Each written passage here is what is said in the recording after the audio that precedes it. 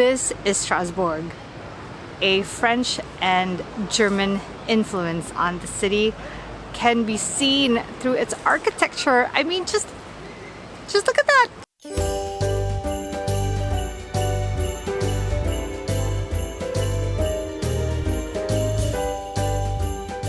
Walking into the main town of Strasbourg just puts a smile on my face.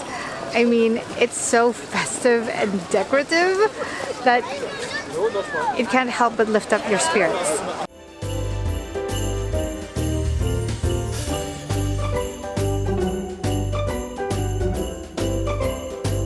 Good morning, everyone. Today is Strasbourg, day 2. But first, we're having some breakfast. A baguette with jam and butter and some turmeric latte. I also had some orange juice, but I finished that already. We don't have very many things planned today because today was supposed to be the first full day we were spending here in Strasbourg, but yesterday all our plans fell through for the week.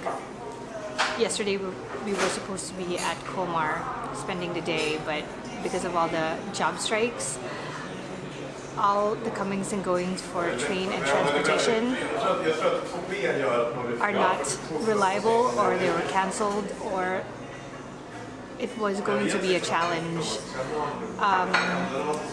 trying to get in and out of the city. So today we are going to join a free walking tour. I really enjoyed the free walking tour at Bath, and if you haven't seen that video yet, I will link it up to this video. So I'm hoping it'll be just as well organized and informative. So we'll be doing that for the next couple of hours, and then we'll just continue exploring the city. We definitely haven't seen all of the nooks and crannies of the city, and we haven't found the Christkindl Market or Christkindlmark. I don't know how to pronounce that. Not sure if it actually exists still, so that is one of our goals for tonight.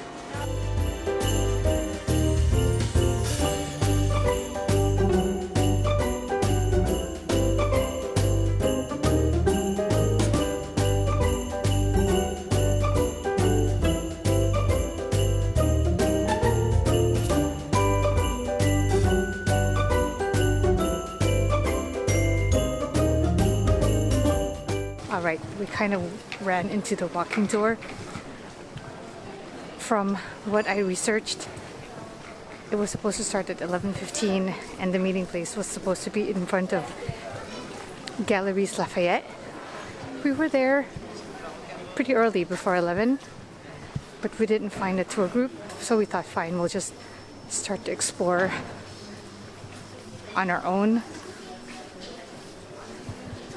And then we ran into this walking tour.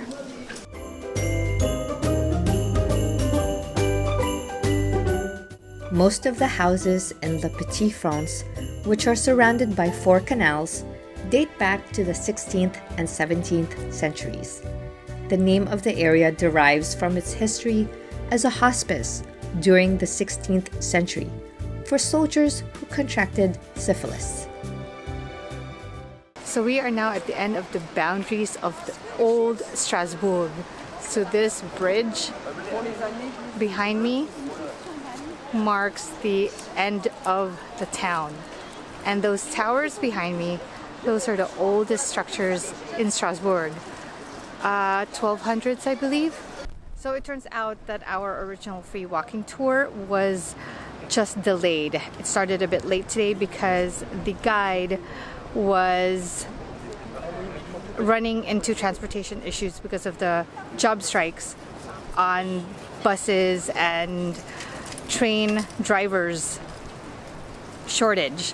So he called me and tried to confirm if we were still joining the tour, and I said, oh, we kind of ran into another one as we started walking away from the original meeting point.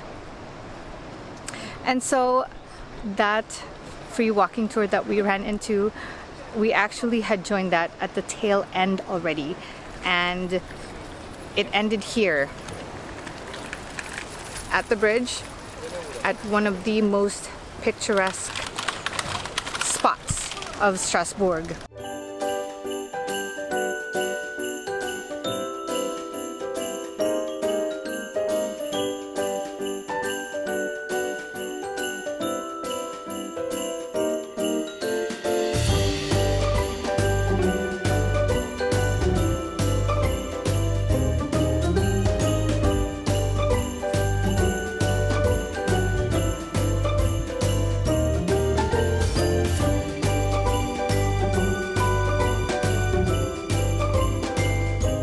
So now we're having lunch, and first off is foie gras creme brulee. The bread is still warm. It has fruits and nuts in it, and the foie gras has the consistency of creme brulee. They're both warm, so good. Melts in your mouth. I can eat this all day.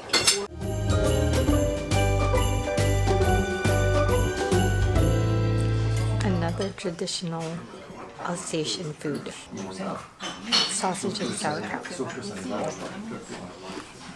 The sausage is comparable to the taste of a kielbasa. It's not spicy at all. It's slightly sweet, almost like brown sugar in there, and just a bit tangy. Alright, we just finished lunch. Look at these stairs. There's 3 levels on this restaurant. Very good food. Very good traditional food here. Another try on the free walking tour. We've joined the walking tour that we ran into this morning. So this church behind me, or every other places of worship here in Strasbourg, are made of pink sandstone. Pink sandstone coming from the Vosges.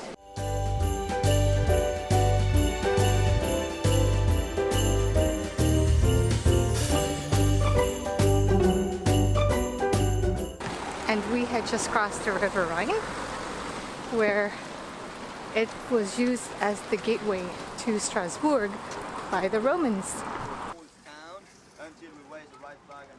We are now in the Place de la République, and the buildings behind me are the theater, the library, and at the end of the avenue is the university, which is still a working university today. The city's rich architectural heritage embraces styles from the medieval, Renaissance, Romantic, and Art Nouveau eras. The Old Town is a maze of narrow streets and alleys, and the reflections of half-timbered houses with sloping roofs are reminiscent of those seen in fairy tales. Strasbourg is such a magical town. I mean, you really cannot say that about any other town. I'm so in love with this place. The tour is over, and now we're having some afternoon snack. A pastry, of course, and some coffee. I've wanted to try this Patisserie, I believe, Nagel. I'm not sure if I'm pronouncing that right, but we've passed by this patisserie for I don't know however many times. I really wanted something from here, so this is our last day here in Strasbourg. We'll actually still be here tomorrow, but we're planning to take a road trip out of Strasbourg via a tour group. So I wanted to try their patisserie before leaving the old town. So let's try that. So this is a fig tart.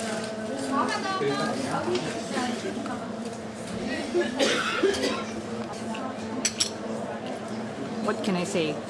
The French are masters at pastries. Just a few thoughts on the free walking tour.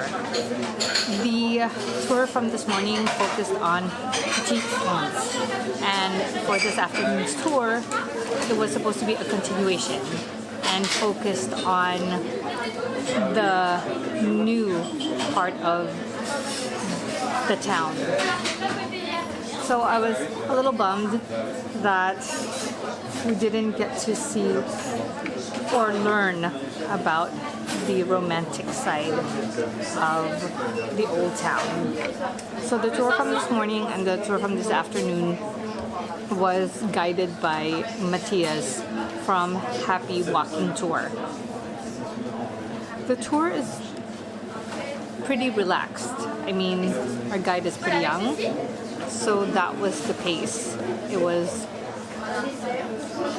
fast and I don't want to say informative, so if you didn't have any questions, he'd give a little bit of information and just move on to the next. But I was grateful for this tour because we did get to see other areas of Strasbourg.